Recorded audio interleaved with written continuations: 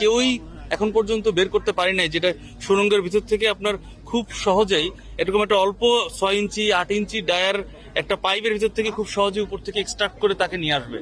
এই পুল করে তাকে নিয়ে আসাটা এটা আসলে খুবই মানে অসম্ভব একটা বিষয়। তবে এটার জন্য যেটা ইম্প্রোভাইজ পদ্ধতিতে আমরা সবসময় যেটা করি সেটাই আমরা করছি, যেটা অন্যান্য দেশেরও আপনারা দেখে থাকবেন যে এই যেখানে আপনার ভিকটিমটা পড়ে যায় তার পাশাপাশি সমান্তরাল ভাবে দূরে একটা গর্ত খোঁড়া হয় এবং ওইভাবেই টানেল করে সুড়ঙ্গ করে তারপরে তার ওই পয়েন্টে পৌঁছাতে হয়।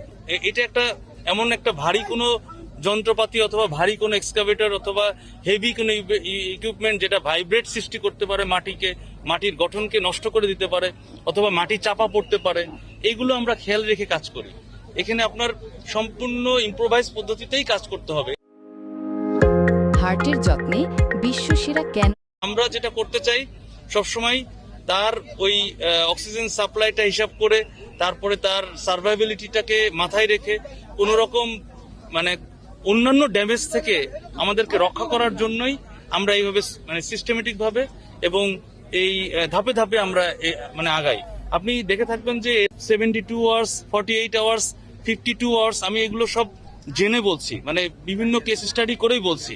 সুতরাং এই ধরনের অপারেশনে এরকম সময় লাগবে, কারণ আপনারা বিভিন্ন বিশ্বের যদি মানে ইতিহাস আপনারা খেয়াল করেন তাহলে দেখবেন যে এরকমই সময় লেগেছে। ইভেন আমাদের আশেপাশের দেশেও এরকম ধরনের অপারেশন হয়েছে যেখানে আপনার 52 ঘন্টা, 48 ঘন্টা, 72 ঘন্টা, এটা খুবই নর্মাল একটা বিষয়। তবে আপনাদের বুঝতে হবে যে এখানে আমি চাইলেই টেকনোলজি প্রয়োগ করতে পারছি না। এখানে হেভি ইকুইপমেন্ট দিয়ে আপনি দেখে থাকবেন যে অন্তত 5-7 মিটার দূর থেকে কিন্তু কাজ করতে হচ্ছে। আমি তো চাইলেই এক্সকাভেটর দিয়ে ওই বরাবরই করতে পারতাম, কিন্তু আমাদের এটা কখনোই করি না, কারণ এটাতে মাটি চাপা পড়ে উল্টা দুর্ঘটনা ঘটার সম্ভাবনা থাকে। এটা তো আপনারা দেখেছেন, আমরা ক্যামেরা দিয়ে কিন্তু আমরা ওর অবস্থাটা নিশ্চিত করেছি এবং একদম 35 ফিট পর্যন্ত আমাদের ওখানে ক্যামেরাটা গিয়েছে এবং আপনারা এটা দেখেছেন এবং এটা সারা বাংলাদেশ দেখেছে।